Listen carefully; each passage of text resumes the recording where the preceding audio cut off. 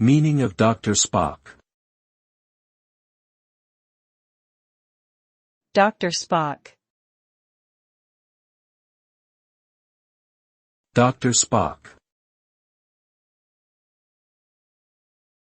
Dr. Spock. Dr. Spock. Dr. Spock typically refers to Benjamin Spock, an American pediatrician and author who wrote the best-selling book, The Common Sense Book of Baby and Childcare. The book, first published in 1946, offered practical advice to parents on the upbringing of children and became a cultural phenomenon. Spock's approach emphasized treating children as individuals and providing them with love, compassion, and support. His work sparked controversy at times but ultimately revolutionized the field of child-rearing and made him a household name.